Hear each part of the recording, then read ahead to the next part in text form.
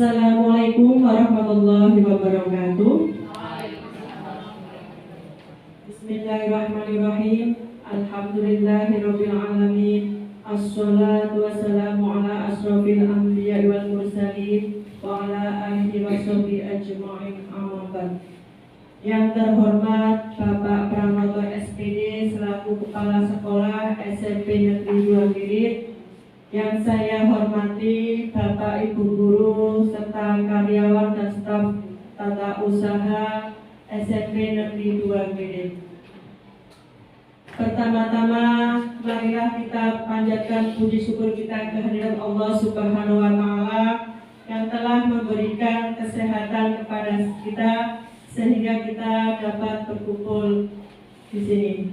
Kedua kalinya, sholawat serta salam kita haturkan kepada junjungan Nabi Agung kita Nabi Muhammad Sallallahu Alaihi Wasallam yang kita nanti-nantikan syafaatnya yaumil qiyamah. Amin amin ya rabbal alamin. Selamat siang ya Bapak Ibu. Selamat siang. Kabarnya hari ini? Baik. Alhamdulillah sehat-sehat semuanya.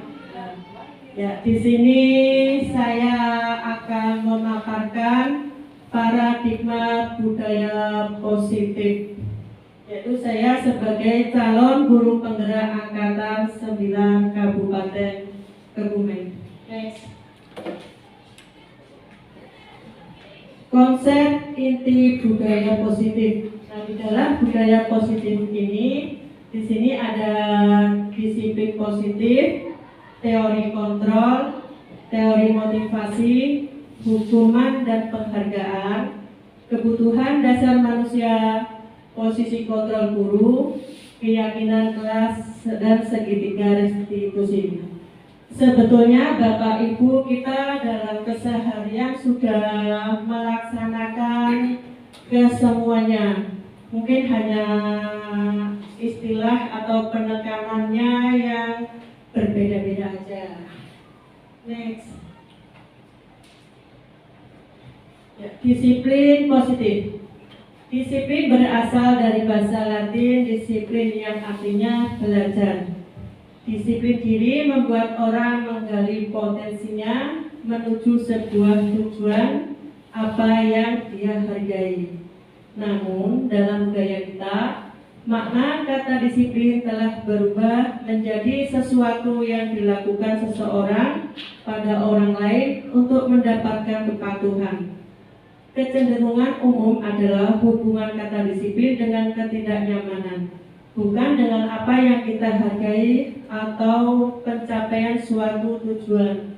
Jadi budaya positif ini sebetulnya sudah ada ya, tapi kecenderungannya kita dengan ketidaknyamanan, bukan dengan apa yang kita hargai atau pencapaian suatu tujuan yang mulia. Kebijakan universal. Sifat-sifat positif manusia yang merupakan tujuan mulia yang ingin dicapai oleh setiap individu, yaitu ada profil pelajar Pancasila. Istilah ini sudah tidak asing lagi bagi kita, ya. Ini sudah berkali-kali kita menjumpainya. Di situ profil pelajar Pancasila ada berapa nih Bapak Ibu? Ya, ada 6. Yang pertama yaitu beriman, bertakwa kepada Tuhan Yang Maha Esa dan berakhlak mulia. Nah, ini sudah kita jalankan, ya. Beriman kita mengajak murid-murid kita pada jam terakhir untuk melakukan sholat berjamaah. Kemudian berakhlak mulia ini pun sudah kita terapkan pada anak-anak. Terus yang kedua yaitu mandiri. Kemudian ada bernalar kritis, berkebinekaan global, bergotong royong, kreatif. Nah, dalam keseharian untuk profil pelajar Pancasila ini sudah kita terapkan apa dari ini? Sudah dapat dari Bapak Ibu? Ada sebagian, ya. Sebetulnya kita sudah menjalankannya di dalam kelas maupun di lingkungan sekolah kita. Cuman hanya istilahnya aja yang kita masih kurang familiar, ya. Next. Nah, di dalam nilai kebijakan universalis ini di situ ada peduli, ada rajin, integritas, ada rasa hormat. Nah, yang sering kita jalankan ini nilai yang mana, ya? Peduli. Nah, peduli sudah kita jalankan, ya? Nah, contohnya apa nih Bapak Ibu? Siapa yang tidak berangkat? Ya, peduli terhadap kehadiran anak-anak kita di sekolah. Kemudian dalam hal kebersihan pun, ya, kita sudah menjalankan setiap hari atau satu minggu satu kali, ya? Setiap hari dengan adanya diet kelas. Kreatif. Nah, anak-anak kita juga sangat kreatif sekali, ya, di dalam pembelajaran di kelas. Terus semangat. Nah, semangat juga ada terhadap anak kita, ya? Ada semangat. Kemudian ada kedermawanan. Kedermawanan di sini apa nih Bapak Ibu, ya? Memberi ilmu, benar. Kemudian berinfak juga, betul, melatih anak, ya. Terus kejujuran. Nah, kejujuran ini juga sudah diterapkan di sekolah. Kemudian ada harga diri. Harga diri di sini yang dimaksud apa nih Bapak Ibu? Harga diri. Berapa harganya? Harga diri kita ketika kita menghargai diri kita sendiri, berpakaian sopan, bertutur kata baik, dan lain sebagainya. Oke, terima kasih Pak Har, yaitu dengan bertutur kata, menggunakan pakaian juga ini termasuk harga diri. Kemudian ada rendah hati. Ini rendah hati saya kira ya tidak sombong. Semua memiliki sifat rendah hati. Nah, di situ ada lagi ada baik kreatifnya, ada baik hati, ada bijaksana, ada bersyukur, ada toleransi, kemudian ada saling pengertian. Next. Teori kontrol. Nah, di dalam teori kontrol yaitu semua perilaku manusia memiliki tujuan, bahkan terhadap perilaku yang tidak disukai. Mengontrol berarti apa ya, Bu? Ada tolak ukur mungkin? Ya, ada tolak ukur mungkin. Ada target? Ada target, ya betul semua. Di sini tidak ada yang salah, ya. Betul semua, ya. Jadi memiliki tujuan bahkan yang tidak disukai pun. Next. Nah, di sini ada contohnya. Ada A dan B. A yaitu panjenengan dan B adalah teman. Nah, sobeklah secari kertas kecil. Ini kita tidak membawa kertas ya. Apa itu? Oh, bawa. Sobeklah kertas kecil. Tulislah benda atau sesuatu yang sangat berharga untuk Anda.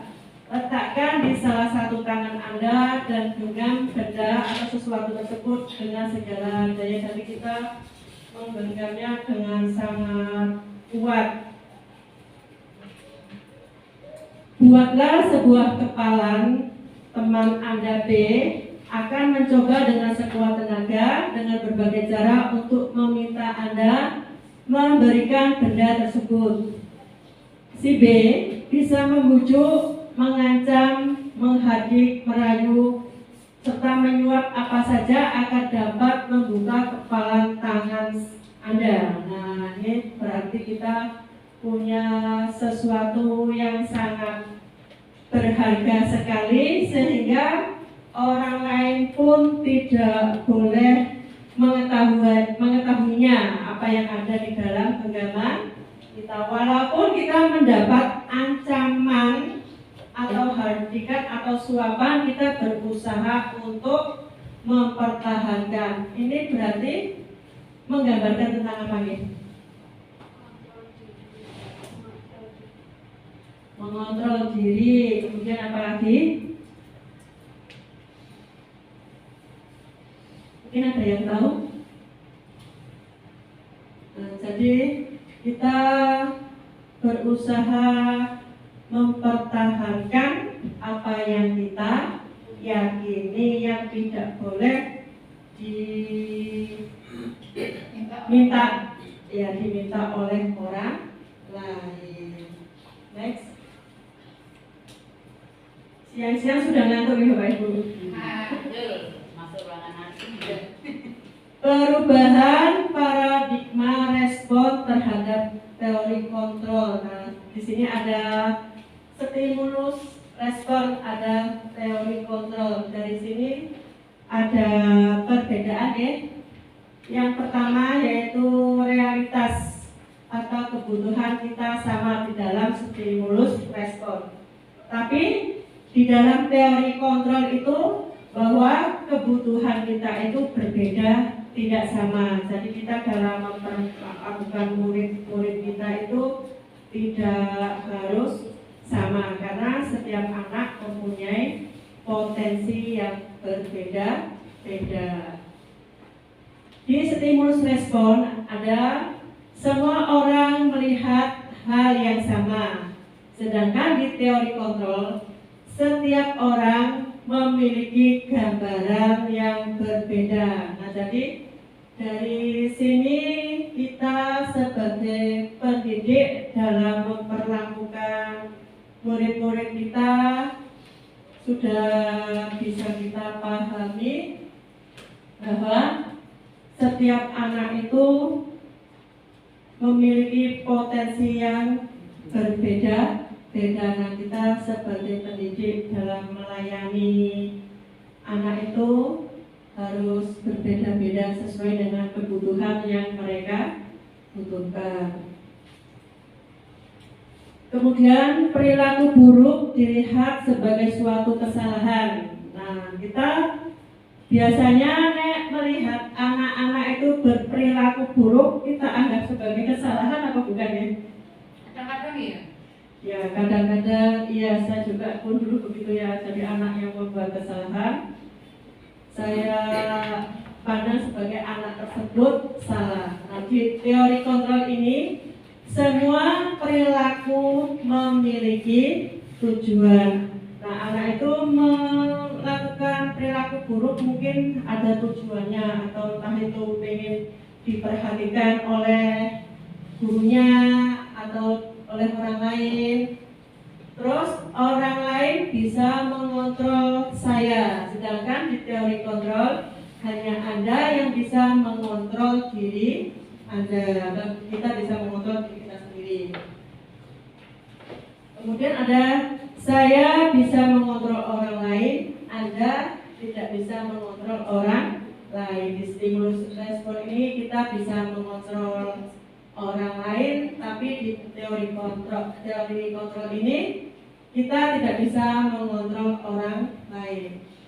Kemudian ada pemaksaan ada pada saat bujukan gagal. Nah, kita biasanya menyuruh anak-anak kita dalam mengerjakan tugas, biasanya setengah dipaksa apa mboten nggih? Nggih. Dipaksa Bu kadang-kadang. Harus dipaksa, pokoknya kamu Juga. ya ditungguin minggu depan harus selesai dikerjakan, itu yang sering kita munculkan ya. Nah, padahal di sini ada kolaborasi dan konsekuensi menciptakan pilihan-pilihan baru. Kemudian model berpikir menang atau kalah di dalam stimulus respon ini, sedangkan di teori kontrol model berpikir menang, jadi tidak ada sering kalah, jadi tidak merasa puas. Biasanya kalau orang melihat anak didiknya merasa bersalah itu, seorang guru, saya pun dulu begitu ya, akan merasa puas karena berhasil membuat anak itu merasa menyesal dengan sedikit tekanan.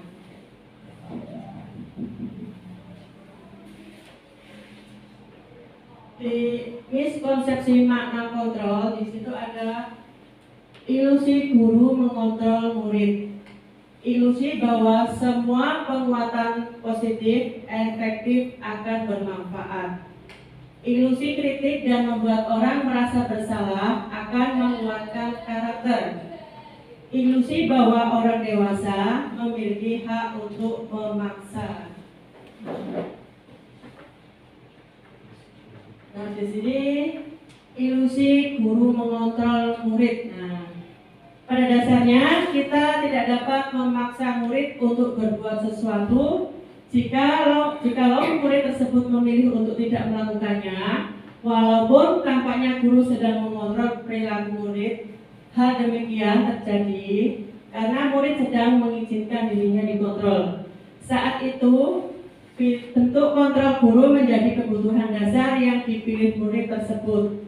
Teori kontrol menyatakan bahwa semua perilaku memiliki tujuan, bahkan terhadap perilaku yang tidak disukai. Nah, di sini sering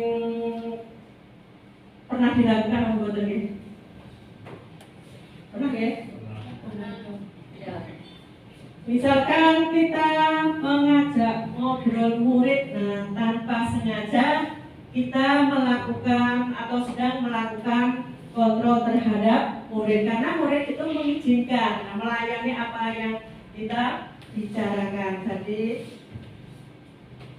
Jadi murid tersebut mengizinkan dirinya, walaupun kita tidak secara nyata mengatakan sedang mengontrol murid, tapi secara tidak langsung kita sudah melakukan kontrol terhadap murid.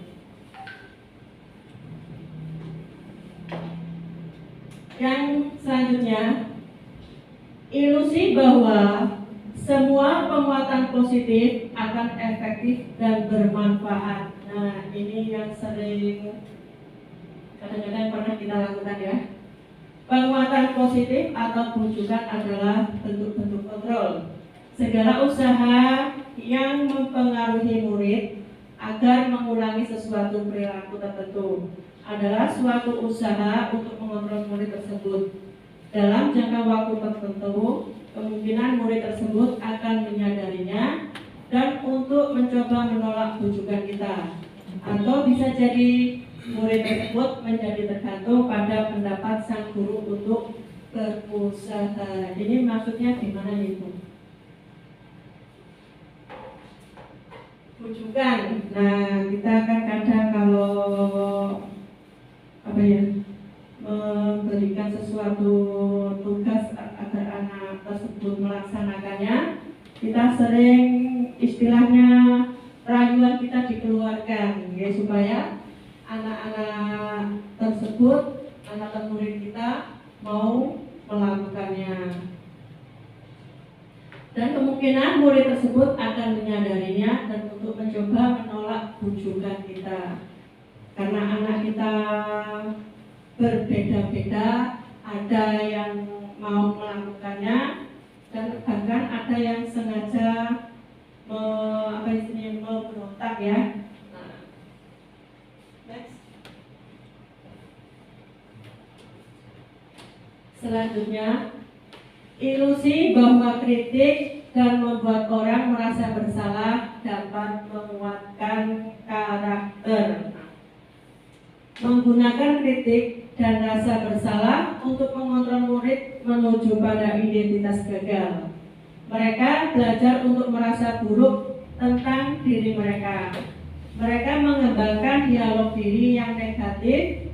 Kadangkala sulit bagi guru untuk mengidentifikasi bahwa mereka sedang melakukan perilaku ini. Karena seringkali guru cukup menggunakan suara halus untuk menyampaikan pesan negatif. Nah, ini yang bisa kita jangan melakukannya lagi. Merasa seseorang atau murid itu merasa bersalah. Jadi menyalahkan dirinya, memandang dirinya sebagai orang yang gagal atau bersalah. Pernah melakukan betul ya Bu? Insya Allah betul ya. Paling-paling hanya apa ya, menguatkan lah ya. Tapi jangan sampai kita sebagai pendidik membuat murid kita merasa bersalah sehingga menilai dirinya sebagai orang yang gagal.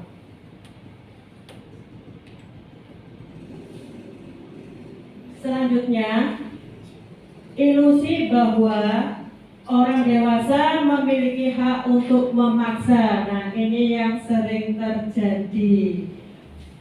Banyak orang dewasa yang percaya bahwa mereka memiliki tanggung jawab untuk membuat murid-murid berbuat hal-hal tertentu. Apapun yang dilakukan dapat diterima selama ada sebuah kemajuan berdasarkan sebuah pengukuran kinerja. Pada saat itu pula, orang dewasa akan menyadari bahwa perilaku memaksa tidak akan efektif untuk jangka waktu panjang dan sebuah hubungan permusuhan akan terbentuk. Nah, ini yang sering kita lihat setiap hari ada nih. Ya, ada. Jadi orang dewasa merasa dirinya memiliki hak untuk memaksa kepada murid-murid kita. Okay. Ada yang pernah melakukan seperti itu? Yang saya juga dulu pun begitu ya, pernah memaksa anak. Soalnya kadang-kadang anak yang tidak dipaksa itu tidak mau. Nah, contohnya terhadap pelajaran saya sering memaksa anak untuk melakukan sholat berjamaah karena dianggap itu adalah pemaksaan, itu adalah cara yang lebih efektif. Tapi seharusnya kita tidak boleh memaksa. Kita berlanjut kepada teori motivasi. Nah, mungkin sebelum dilanjutkan, apakah dari Bapak Ibu yang ada yang mau mengasih saran atau masukan, monggo? Belum Bu, ya dilanjut aja dulu. Oh, lanjut dulu nih. Terima kasih. Motivasi perilaku manusia, yaitu yang pertama, untuk menghindari ketidaknyamanan atau hukuman.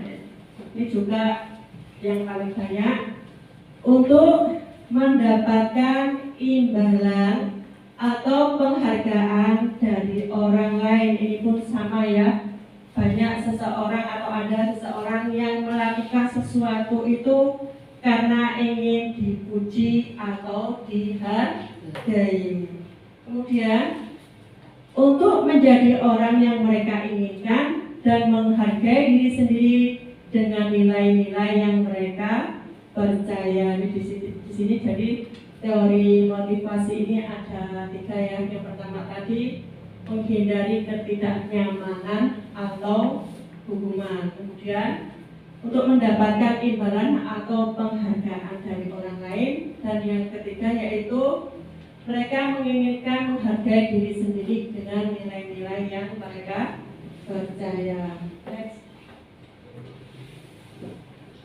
Nah, untuk menghindari ketidaknyamanan atau hukuman, apa yang akan terjadi bila saya tidak melakukannya? Yang akan terjadi apa, oke? Untuk menghindari ketidaknyamanan atau hukuman. Nah, kita dalam menghindari hukuman atau ketidaknyamanan, atau misalkan contoh di kelas, nah murid-murid kita dalam belajar biasanya masih ada rasa takut nih sama ibu bapak guru. Nah, untuk menghindari hukuman atau ketidaknyamanan yang dilakukannya biasanya apa ya?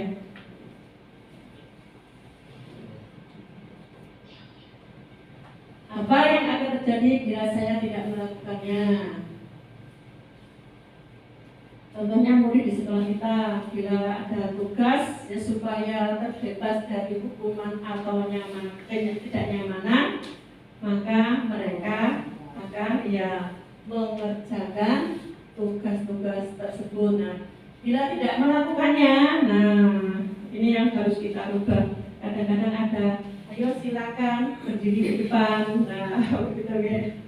Ada lagi, ayo silakan ditulis berulang-ulang sampai kamu paham. Nah, begitu. Nah, ini yang harus kita hindari.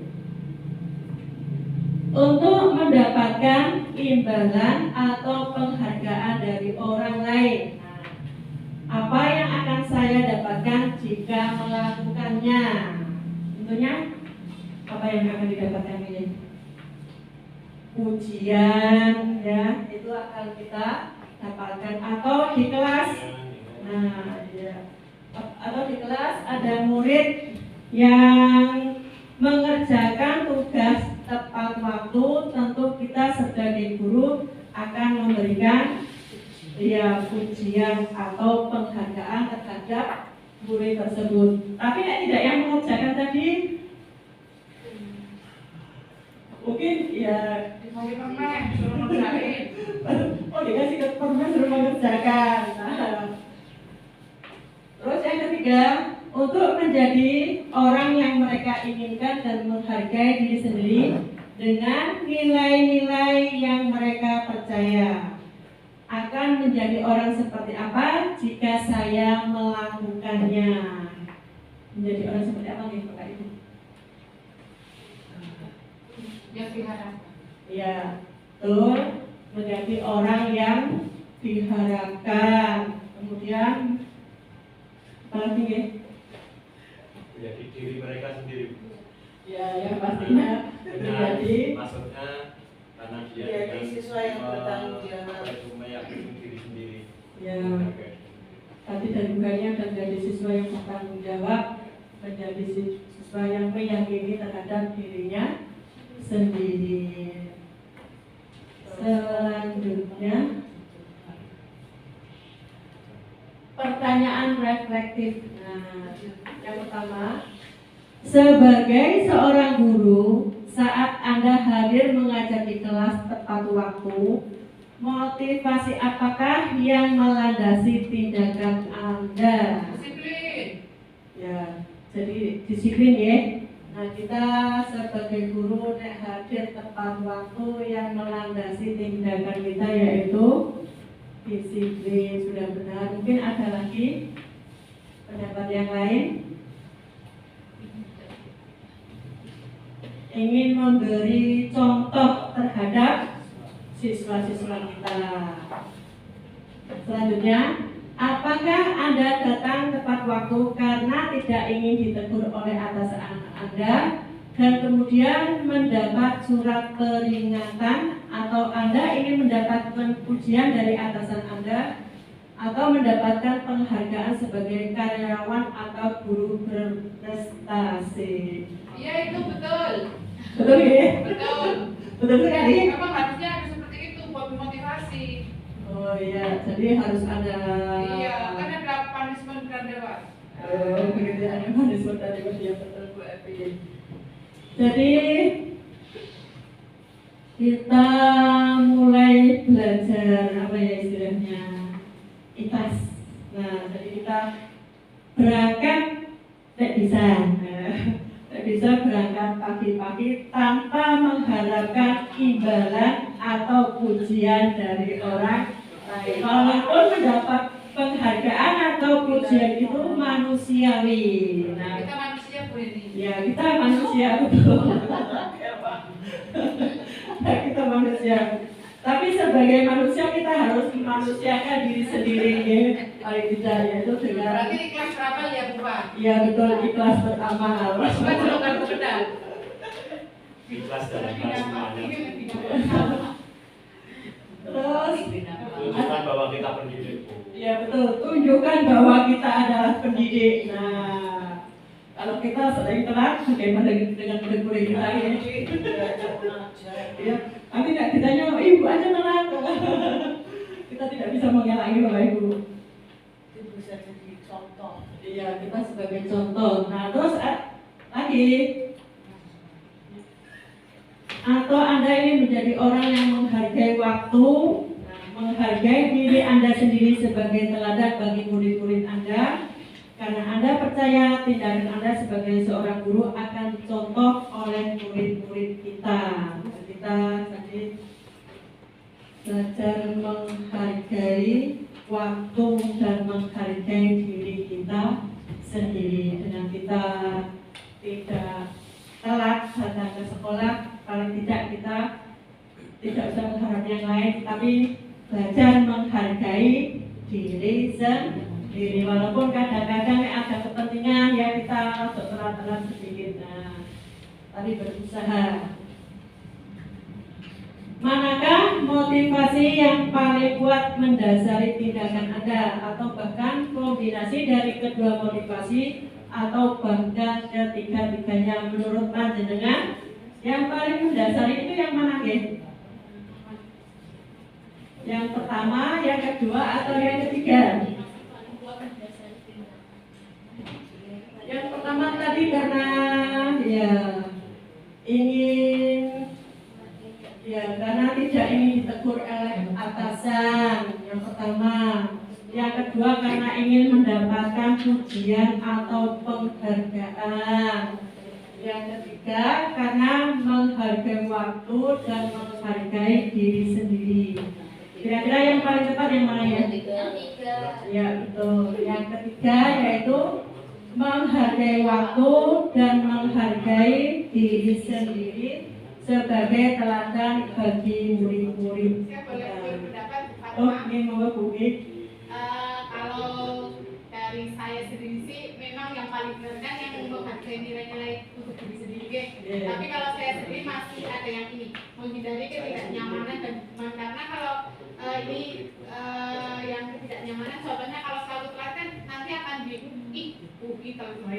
sama teman, dan itu juga masih ada ini motivasi ini dari saya supaya tidak menghindari ketidaknyamanan, supaya gerakan yang pas itu supaya tidak diomong teman juga salah satunya. Berarti kan ini menghindari ketidaknyamanan dan dukungan. Kalau salah satunya ya sampai mendapat surat peringatan atau teguran dari kepala sekolah, itu masih ada di pikiran saya. Berarti kalau saya itu yang menghindari ketidaknyamanan dukungan, dan tentunya yang ini kombinasi ya kombinasi dari dua, menghargai nilai-nilai diri sendiri. Kan kita memang harus memberi contoh kepada anak-anak untuk berangkat jalan kaki dan sebagainya, dan masuk ke kelas, terutama dia masuk ke kelas tepat waktu. Walaupun itu masih susah dilakukan, tapi ya berusaha untuk masuk kelas tepat waktu dan ini menghindari ketidaknyamanan. Kalau masuk kelas telat terus kan juga mungkin ke kelas telat terus itu kan juga tidak nyaman. Jadi masih berusaha tepat waktu karena dua motivasi itu maksud saya. Jadi kombinasi motivasi yang satu dan yang ketiga. Mungkin ada lagi yang berbeda pendapat, Bu Asria, Pak Haryanto atau Bu Heni? Sama Bu. Oh, sama. Ya itu manusiawi ya. Iya, betul. Ya manusiawi sekali. Karena kita juga ya belum bisa sepenuhnya betul-betul lillahi ta'ala ya, tapi kita berusaha ya, berusaha. Jadi kita bekerja itu jangan karena mengharapkan sesuatu walaupun itu nilai manusiawi yang ada dalam diri kita. Oke. Terima kasih Bu Ugi. Nah, ada lagi yang mau berpendapat Bu Hanin? Oh tidak, ya, tidak ada. Ya, terima kasih. Next. Nah, selanjutnya yang pertanyaan kedua. Bila di sekolah Anda tidak ada peraturan yang mengharuskan guru datang tepat waktu dan tidak ada surat teguran bagi guru yang datang terlambat dan tidak ada atasan yang memuji Anda, apakah Anda akan datang tepat waktu untuk mengajar murid-murid Anda? Jelaskan menurut Anda, Bu Evi. Bagaimana Bu Evi? Tetap datang tetap waktu lah. Soalnya kan ada absen. Tetap datang tepat waktu soalnya ada absen. Bila di sekolah misalkan tidak ada peraturan datang tepat waktu atau tidak ada surat teguran jika kita terlambat, apakah kita akan datang tepat waktu untuk mengajar murid-murid kita? Bu Asya, gimana Bu Asya? Iya, akan sebagai contoh untuk murid-murid. Ya, sebagai contoh buat murid-murid kita. Mungkin Pak Faisal. Oh, sama juga. Tidak punya ide yang lain. Boleh ya. Nah, jadi kita sebaiknya walaupun ada aturan atau tidak, kita merasa itu tadi ya, menghargai diri sendiri dan tanggung jawab, kita akan datang tepat waktu dalam melayani murid-murid kita di sekolah karena mereka sudah dengan senang hati mau menyambut kedatangan kita. Yang ketiga, menurut Anda dari 3 jenis motivasi tadi, motivasi manakah yang paling banyak mendasari murid-murid Anda di sekolah? Nah, yang paling mendasari murid-murid di sekolah, berarti yang terjadi berapa murid ya? Nomor 1. Nomor 1 Yang menghindari hukuman. Yang menghindari hukuman atau ketidaknyamanan, itu yang paling banyak terhadap murid-murid kita. Atau bisa dilihat kembali 3 teori motivasi dunia ke belakang. Satu lagi, nah ini teori motivasi kan tadi ada 3. Yang pertama untuk menghindari ketidaknyamanan atau hukuman. Yang kedua untuk mendapatkan imbalan atau penghargaan dari orang lain. Dan yang ketiga untuk menjadi orang yang mereka inginkan dan menghargai diri sendiri dengan nilai-nilai yang mereka percaya. Nah ini murid kita. Nah murid kita ada kebanyakan dalam posisi yang 1, 2, atau 3 tadi. Yang Ugi ada yang dalam posisi yang pertama. Bu Puji dalam posisi yang mana muridnya? Yang pertama. Terus Bu Rini muridnya dalam posisi yang mana? Yang pertama. Ya, kebanyakan masih ya untuk menghindari ketidaknyamanan atau hukuman. Nanti saya nggak tahu hukum sama ibu bapak guru namanya gitu ya. Terus selanjutnya tadi. Terus ya.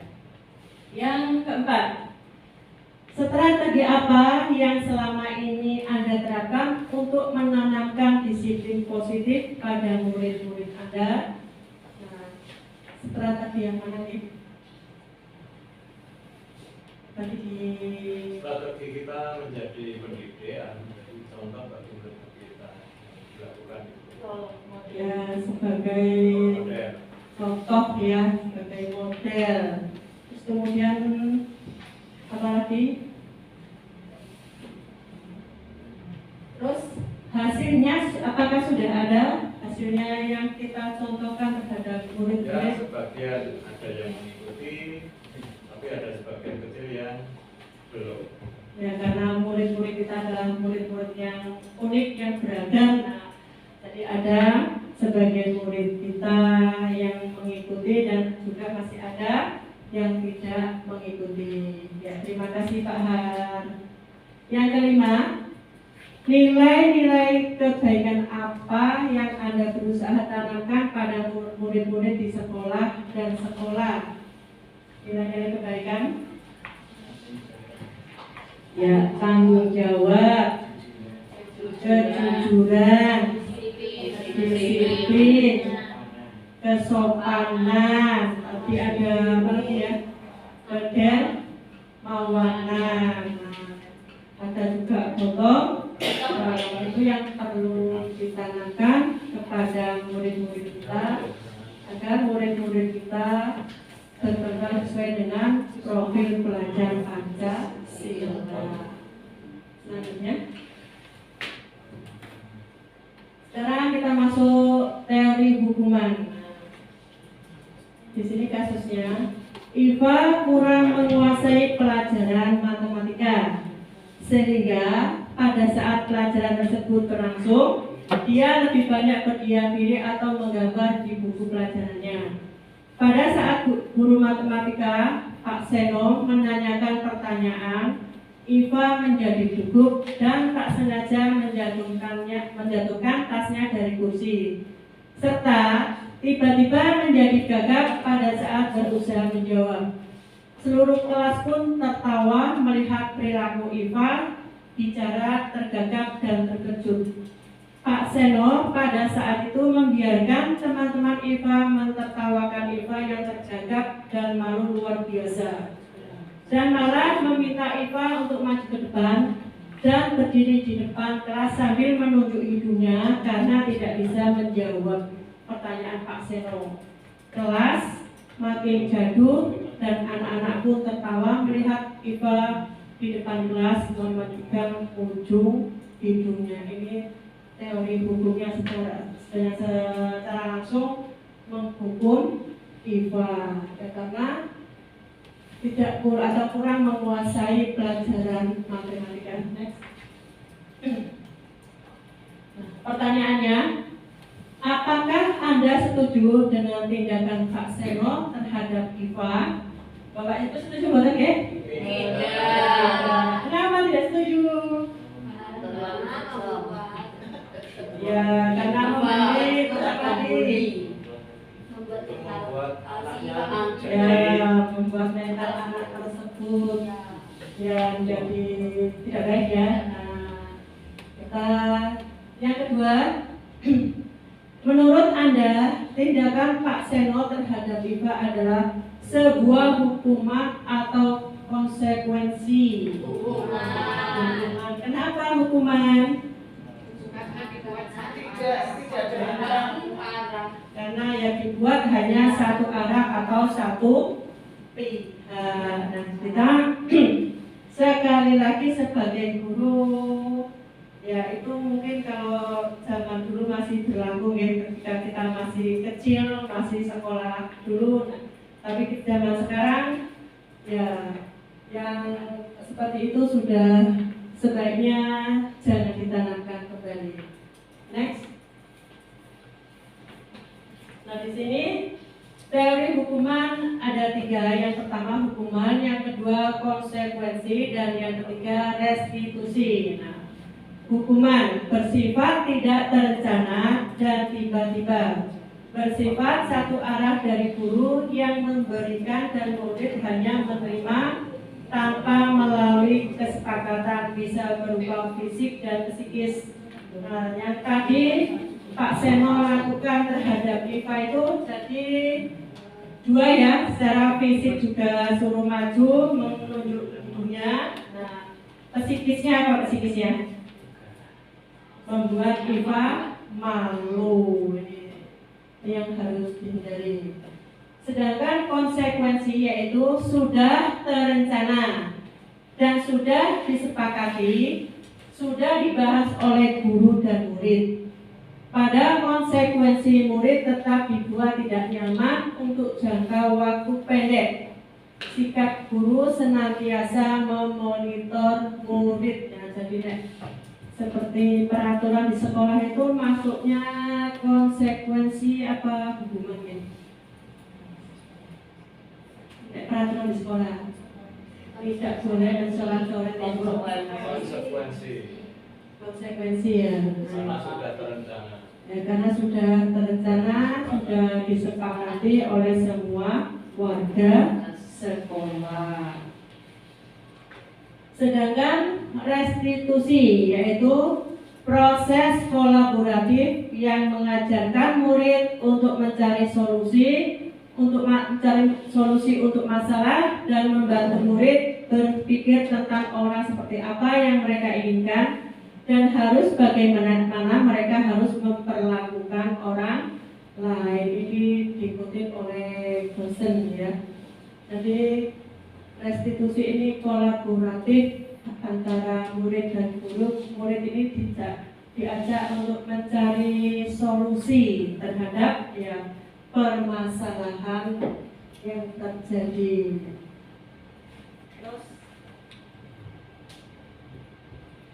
nah di sini yang identitas gagal ini hukuman ya, hukuman ini yaitu sesuatu yang menyakitkan harus terjadi seperti kasus Pak Seno dan Iva tadi yang Iva dibuat malu oleh Pak Seno, ditertawakan oleh teman satu kelasnya. Kemudian konsekuensi itu sesuatu harus terjadi. Restitusi ini merupakan pilihan, jadi tidak anak itu sendiri yang memilihnya. Terus hukuman ini tidak nyaman untuk murid atau anak untuk jangka waktu panjang. Pasti terkenang ya. Apa yang pernah dilakukan oleh ibu bapak guru pernah kita akan selalu ingat. Mungkin ibu bapak guru pernah dalam waktu sekolah pernah teringat terus apa yang dilakukan oleh ibu bapak gurunya. Ada yang masih ingat? Tidak ingat? Pak Han? Ya, saya masih ingat Pak. Nah, waktu itu pelajaran Quran hadis. Nah, karena saya di MI, pelajaran Quran hadis suruh menghafalkan ayat kursi. Jadi di situ saya seperti diakhiri ya. Pokoknya kamu harus bisa. Nah, jadi suruh membaca ayat kursi sampai berulang-ulang. Ya, mungkin tidak hanya 10 kali ya. Sampai saya protes sama guru saya. Pak, kenapa saya harus membaca terus, saya kan capek. Nah, sampai saya itu kalau tidak saya salah itu kelas 4 SD, yaitu dipaksa untuk menghafal ayat kursi benar membuat saya itu sangat tidak nyaman sekali. Nah, sedangkan konsekuensi yaitu tidak nyaman untuk murid atau anak untuk jangka waktu pendek. Seperti apa ya? Contohnya murid kita datang ke sekolah menggunakan sepatu yang berwarna. Nah, ada putihnya atau ada kuningnya. Itu kan konsekuensinya harus apa nih Bapak Ibu? Harus dilepas. Nah, itu harus dilepas. Nah, itu tapi anak itu nanti setelah kembali atau setelah pulang boleh dipakai kembali. Itu masuk konsekuensi atau hukuman ya? Konsekuensinya ada karena ada kesepakatan dari dua pihak. Terus restitusi ini menguatkan untuk murid atau anak dalam jangka waktu panjang. Jadi untuk mencari solusinya sendiri seperti apa dia harus berbuat. Di dalam hukuman ini korban mendapatkan keadilan atau seperti diadili ya. Sedangkan konsekuensi ini korban diabaikan atau tidak terlalu diperhatikan. Sedangkan di restitusi korban mendapatkan ganti yaitu dengan cara mencari solusi untuk dirinya. Terus hukuman ini murid atau anak akan tersakiti, sedangkan konsekuensi murid atau anak dibuat tidak nyaman. Sedangkan restitusinya murid atau anak mendapatkan penguatan kita sebagai pendidik ya. Next ya. Nah, di sini masih ada lagi yaitu perilaku pasif kemudian agresif meningkat. Ini yang kadang-kadang perlu kita waspadai dengan hukuman itu, malah anak itu bisa semakin memberontak terhadap kita. Konsekuensinya penguatan hanya bertahan dalam jangka waktu pendek. Restitusinya masalah terpecahkan. Sistem tidak akan berjalan bila murid tidak takut. Nih, hukuman seperti itu ya. Kalau kita punya peraturan itu atau kita sebagai guru, nah murid kita tidak akan takut terhadap kita. Maka ini yang paradigma lama ya. Terus konsekuensinya memerlukan monitoring dan supervisi terus-menerus dari guru terhadap murid. Kita harus di konsekuensi ini harus mengamati murid. Restitusi fokus pada pemecahan masalah dalam jangka waktu panjang. Jadi anak itu mencari pemecahan masalah, diajak untuk berpikir. Terus peraturan adalah, peraturannya contohnya kamu harus, kata-kata menggunakan harus, ini paradigma lamanya. Terus konsekuensi, dalam konsekuensi ini ada apa peraturannya? Mampukah kamu melakukannya? Kalimatnya seperti itu tidak.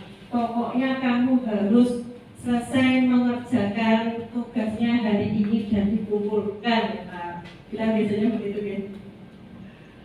Kemudian di restitusi kalimatnya, apa yang kamu yakini, apa yang bisa kamu lakukan untuk memperbaiki masalah ini jika ada anak kita yang tidak mengerjakan tugas.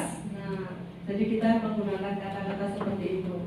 Apa yang kamu yakini, apa yang bisa kamu lakukan untuk memperbaiki masalah ini. Tapi kan anak akan berpikir ya bagaimana cara mencari jawabannya atau solusinya. Terus murid atau anak membenci peraturan. Di konsekuensi murid atau anak menghormati peraturan. Jadi berbeda ya antara membenci dan menghormati. Karena anak kita misalkan setiap pagi harus datang, setiap hari Senin datang melakukan upacara karena menghormati peraturan yang sudah dibuatnya. Terus di restitusi, murid atau anak menghormati dirinya dan orang lain. Jadi sudah ada tanggung jawabku ya, ini hari Senin, maka saya harus berangkat lebih awal untuk mengikuti upacara bendera. Jadi di identitas gagal dan identitas sukses ini banyak sekali. Di sini, dampak pada murid. Dampaknya ini marah, merasa bersalah, rendah diri, mengasingkan diri. Nah, ini bisa murid kita kalau menggunakan teori hukuman bisa seperti itu. Kalau di konsekuensi, kehilangan hak waktu jeda seorang diri. Kehilangan hak sudah pasti karena apa ya? Contohnya kehilangan hak apa itu? Capos. Itu kan hak murid untuk belajar. Iya, hak murid untuk belajar. Jadi jam kosong. Di restitusi ini, murid atau anak tidak kehilangan waktu namun semangat untuk memperbaiki dirinya. Kemudian di dalam hukuman, tiba-tiba tidak diharapkan atau sangat melukai, itu sudah pasti ya, ucapan itu sangat melukai.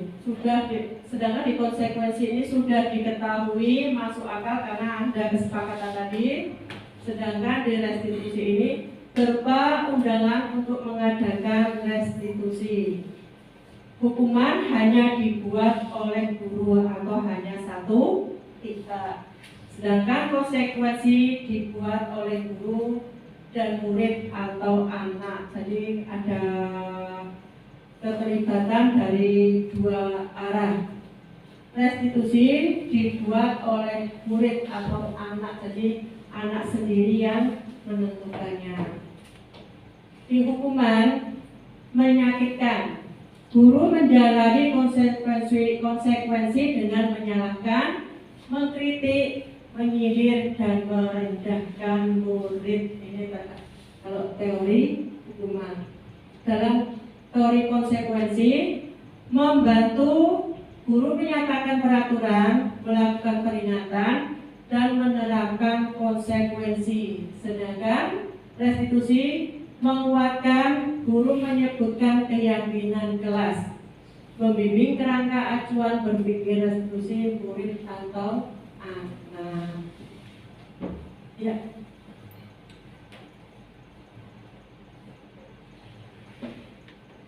Nah, dari penjelasan tadi di sini sudah ada perbedaan hukuman dan konsekuensi. Hukuman yaitu sesuatu yang menyakitkan harus terjadi, sedangkan konsekuensi sesuatu harus terjadi. Yang hukuman membuat anak sakit fisik maupun hati untuk jangka waktu lama. Konsekuensi membuat anak merasa tidak nyaman dalam jangka waktu pendek. Hukuman, anak membenci kedisiplinan. Sedangkan konsekuensi, anak menghargai disiplin. Hukuman ini bersifat paksaan, sedangkan konsekuensi stimulus tanggapan. Terus hukuman mendorong anak menyakiti diri sendiri, sedangkan konsekuensi mendorong anak agar mudah menyesuaikan diri. Hukuman konsep diri yang buruk, sedangkan konsekuensi konsep diri yang baik. Terus di hukuman lagi, anak belajar untuk menyembunyikan kesalahan karena sering takut dihukum, makanya sering menyembunyikan kesalahan. Konsekuensi, anak belajar untuk mematuhi peraturan. Di hukuman, marah, rasa bersalah, dipermalukan, merasa tidak dihargai.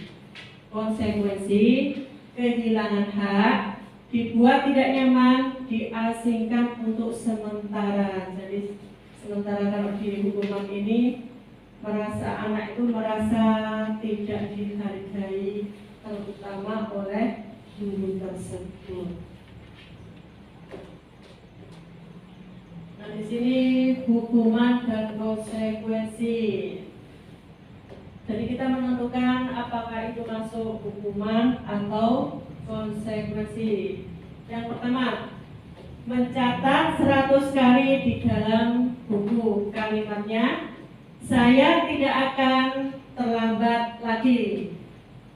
Itu termasuk hukuman atau konsekuensi, Bapak Ibu? Hukuman atau konsekuensi?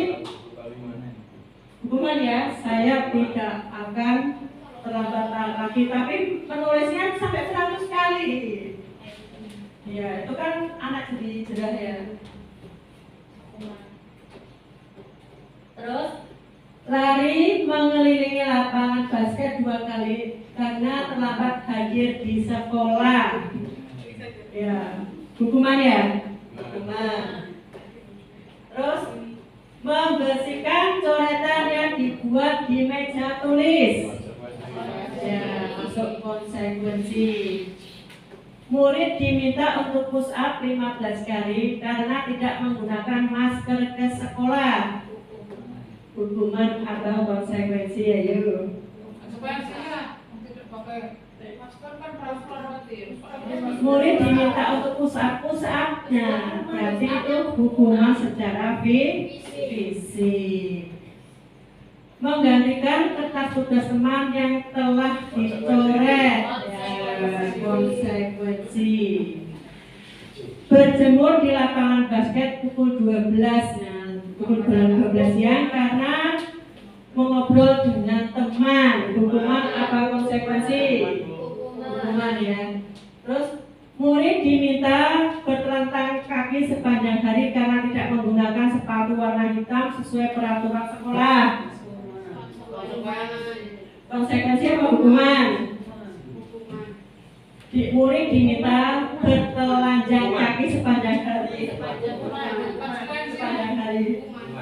Hukuman itu fisik ya. Iya, sepanjang fisik. Terus berdiri di depan kelas sambil mengangkat satu kaki karena tidak bisa menjawab pertanyaan. Ya, hukuman. Dulu waktu kecil masih seperti itu pernah? Pernah ya, tidak bisa menjawab. Berdiri satu kaki sambil jewer, lihat telinganya. Ya, kalau guru ini sudah sekolah zaman sekarang mungkin tidak mengalami lagi ya. Kami yang sudah tua ini masih mengalami. Ya, mengalami wong gurunya guru zaman dulu. Oh, ya masih mengalami ya. Iya betul, karena gurunya masih guru zaman dulu ya. Apa cara pandangnya masih berbeda dengan sekarang. Kalau sekarang kita berpandangan dengan yang dihajar Dewantara. Teori penghargaan. Tindakan memberikan penghargaan yang nilainya sama dengan mendukung seseorang, yaitu pengaruh jangka pendek dan jangka panjang. Penghargaan tidak efektif, penghargaan merusak hubungan, penghargaan mengurangi ketepatan, penghargaan menurunkan kualitas, penghargaan mematikan kreativitas, penghargaan menghukum motivasi dari dalam diri atau intrinsik. Nah, jadi penghargaan pun jangan sering-sering kita lakukan, itu juga dampaknya tidak akan baik. Yang baik itu adalah motivasi dalam dirinya sendiri atau intrinsik. Nah, restitusi. Ciri restitusi yang membedakan dengan program disiplin lainnya. Restitusi bukan untuk menebus kesalahan, namun untuk belajar dari kesalahan. Restitusi memperbaiki hubungan. Restitusi adalah tawaran bukan paksaan. Restitusi menuntun untuk melihat ke dalam diri. Restitusi mencari kebutuhan dasar yang mendasari tindakan. Restitusi diri adalah cara yang paling baik. Restitusi fokus pada karakter bukan tindakan. Restitusi menguatkan. Restitusi fokus pada solusi. Restitusi mengembalikan murid yang berbuat salah pada kelompoknya. Jadi ada nilai pilihan terhadap murid. Next. Sekarang keyakinan kelas. Keyakinan yaitu nilai-nilai kebajikan universal yang disepakati secara tersirat dan tersurat, lepas dari latar belakang, suku, negara, bahasa maupun agama. Keyakinan kelas bersifat lebih abstrak daripada peraturan yang lebih rinci dan konkret. Keyakinan kelas berupaya pernyataan-pernyataan universal. Pernyataan keyakinan kelas senantiasa dibuat dalam bentuk positif. Jadi peraturan atau keyakinan kelas. Nah, tadi sudah di depan ada kalimatnya, yaitu jangan membuang sampah di laci. Jadi harus disepakati dalam satu kelas. Terus kesepakatan kelas, buanglah sampah pada tempatnya. Tempatnya atau tempatnya? Tempatnya Ibu. Nah, nilai kebajikannya yaitu kebersihan. Sedangkan keyakinan kelasnya, kami meyakini bahwa sangat penting untuk menjaga kebersihan. kebersihan. Jadi bukan peraturan, tapi keyakinan kelas yang harus dijalankan bersama. Kebutuhan dasar manusia. Nah, kebutuhan dasar manusia ini ada bertahan hidup, ada penguasaan, kesenangan, kasih sayang dan rasa diterima, dan kebebasan. Jadi kebutuhan dasar manusia itu ada 5. Yang paling pokok itu yang mana? Paling utama? Ya, bertahan hidup. Penguasaan juga sudah dilakukan oleh kita. Kasih sayang dan rasa diterima pun kita harus terapkan kepada murid. Murid pun memiliki kesenangan serta kebebasan. Kebutuhan dasar manusia tadi sudah jelaskan ya. Kebutuhan bertahan hidup, kebutuhan yang bersifat fisiologis untuk bertahan hidup, misalnya kesehatan, rumah dan makan. Kebutuhan kasih sayang dan rasa diterima. Kebutuhan untuk disayangi dan diterima meliputi kebutuhan akan hubungan dan koneksi sosial. Kebutuhan untuk memberi dan menerima kasih sayang, dan kebutuhan untuk merasa menjadi bagian dari suatu kelompok. Ini yang perlu kita terapkan atau tanamkan pada murid-murid kita di sekolah. Next. Kebutuhan kasih sayang dan rasa diterima. Jadi anak-anak yang memiliki kebutuhan dasar kasih sayang dan rasa diterima yang tinggi biasanya ingin disukai dan diterima oleh lingkungannya. Mereka juga akrab dengan orang tuanya. Biasanya mereka belajar karena suka pada gurunya. Bagi mereka teman sebaya sangatlah penting. Mereka juga biasanya suka bekerja dalam kelompok. Nah, makanya kita jangan membunuh karakter anak. Nah, kalau membunuh karakter anak, nanti kebutuhan kasih sayang dan rasa diterimanya ini tidak akan ada. Kebutuhan penguasaan, yaitu kebutuhan pengakuan dan kemampuan. Jadi anak-anak yang memiliki kebutuhan dasar akan penguasaan yang tinggi biasanya selalu ingin menjadi pemimpin. Kita sering ada ya di kelas-kelas yang menjumpai anak yang memiliki sifat demikian. Contohnya dalam pemilihan ketua kelas, tanpa ditunjuk ada anak yang mengacungkan tangannya. Mereka juga suka mengamati sebelum mencoba hal baru dan merasa kecewa bila melakukan kesalahan. Mereka juga biasanya rapih dan sistematik dan selalu ingin mencapai yang terbaik. Next. Kebutuhan kebebasan, kebutuhan akan pilihan. Anak-anak dengan kebutuhan kebebasan yang tinggi menginginkan pilihan. Mereka perlu banyak bergerak, suka mencoba-coba, tidak terlalu terpengaruh orang lain, dan senang mencoba hal baru dan menarik. Ini seusia anak-anak SMP ini ya, anak-anak kita yang tidak senang dengan dikekang. Nah, mereka ingin, karena mereka suka mencoba hal-hal yang baru. Kebutuhan kesenangan. Anak-anak dengan kebutuhan dasar kesenangan yang tinggi biasanya ingin menikmati apa yang dilakukan. Mereka juga bisa berkonsentrasi tinggi saat mengerjakan hal yang disenangi. Mereka suka permainan dan suka mengoleksi barang, suka bergurau, suka melucu, dan juga menggemaskan. Ini kebutuhan kesenangan. Posisi kontrol guru. Ini ada 5 ya. Sebagai penghukum, sebagai pembuat merasa bersalah, sebagai teman, sebagai pemantau, dan yang kelima sebagai manajer. Di yang nomor 1 sampai nomor 5 menurut panjenengan itu yang mana? Ada penghukum, ada membuat merasa bersalah, ada teman, pemantau, dan manajer. Kadang-kadang kelimanya. Kadang-kadang kelima ya. Iya. Tadi kita kan sepakat tidak sebagai penghukum ya. Iya. Iya. Tapi kadang-kadang juga. Kadang-kadang muncul. Kadang-kadang muncul dengan sendirinya. Iya. Ya, terus kan. Ya, Kita sama harus. nanti alam. Jadi ya. Ya. Yang paling contoh kira-kira yang mana ya? Oh, mantap. Manajer Ya, ya. teman, manajer ya, betul sekali. Guru kok jadi teman. Jadi teman juga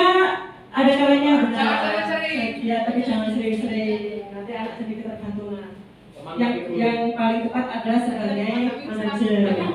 Next, Teman nggak menikah. yang dijelaskan di sini sebagai penghukum. Nah, seorang penghukum bisa menggunakan hukuman fisik maupun verbal. Orang yang menjalankan posisi penghukum senantiasa mengatakan bahwa sekolah memerlukan sistem atau alat yang dapat lebih menekan murid-murid lebih dalam lagi. Guru seperti ini senantiasa percaya hanya ada satu cara agar pembelajaran dapat berhasil, yaitu caranya saya yang paling benar. Nah, murid itu harus nurut. Ini adalah teori penghukum. Kita jangan sampai seperti itu, Bapak Ibu. Next. Tapi kan harusnya murid mau menurut sama guru.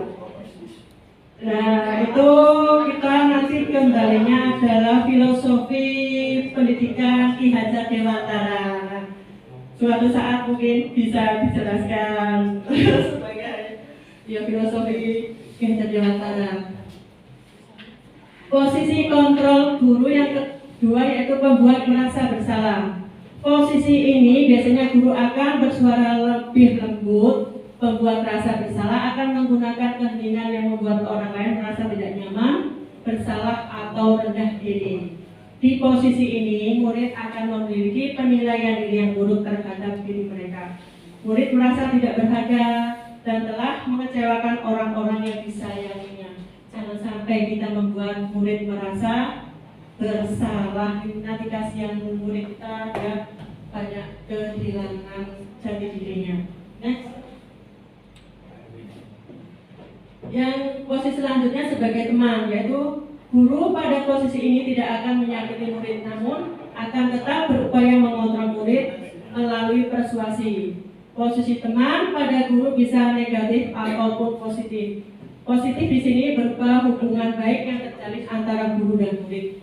Guru di posisi teman menggunakan hubungan baik dan humor untuk mempengaruhi seseorang. Hal negatif dari posisi teman adalah bila suatu saat guru tersebut tidak membantu, maka murid akan kecewa.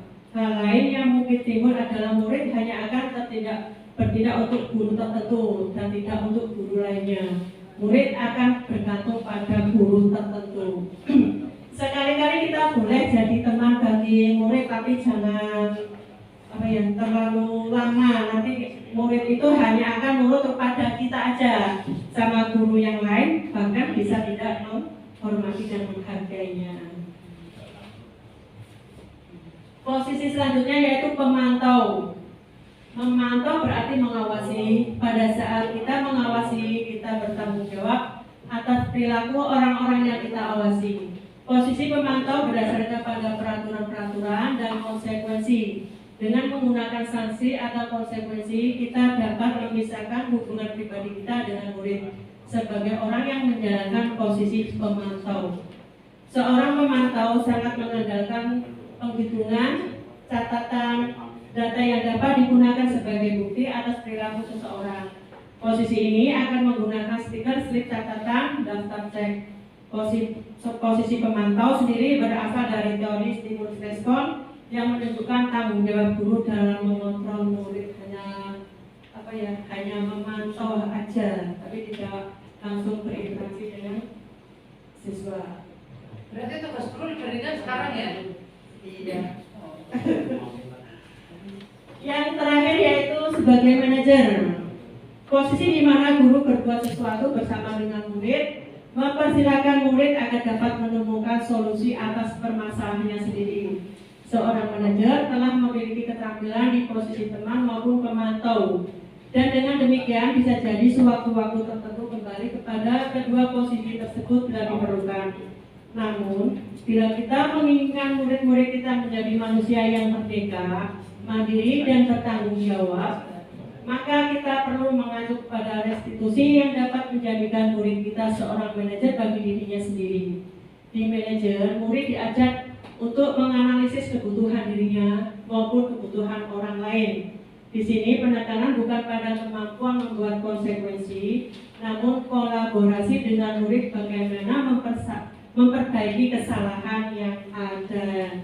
Mungkin ini yang paling tepat kita sebagai guru, yaitu sebagai posisi manajer, karena bisa menjadi sebagai seorang teman dan bisa menjadi seorang manajer. Jadi di sini kita berkolaborasi dengan murid untuk memperbaiki kesalahan yang ada dengan restitusi tersebut tadi.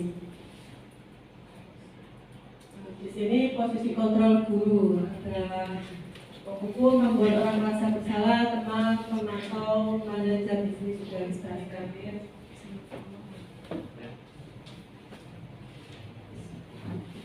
Nah, pada posisi kontrol guru pertanyaannya, saya kecewa sekali dengan kamu. Nah, siapa yang mengatakan seperti ini sebagai apa? Sebagai teman atau sebagai penghukum atau sebagai manajer? Teman ya. Terus kamu tidak benar melakukannya sebagai apa? Penghukum ya. Ayolah lakukan demi ibu atau bapak teman ya. Apakah kamu mau mendapatkan stiker bintang hari ini? Pemantau ya. Bagaimana kamu bisa menyelesaikan masalah ini? Kamu selalu yang paling terakhir. Penghukum ya. Nah, jadi sudah ada di situ pertanyaannya. Next. Nah, posisi kontrol guru yaitu di sini ada sertifikat institusi, itu ada keyakinan kelas, dan di situ juga sudah dijelaskan ada dalam sertifikat institusi ini ada menstabilkan identitas, terus validasi tindakan yang salah, terus menanyakan keyakinan. Ini dalam sertifikat institusi sebagai kontrol guru. Menstabilkan identitas yaitu membuat anak yang merasa gagal karena berbuat salah menjadi positif terhadap dirinya. Kata-katanya yang berucap berbuat salah itu hal yang manusiawi, tidak ada manusia yang sempurna. Nah, ini kata-katanya. Terus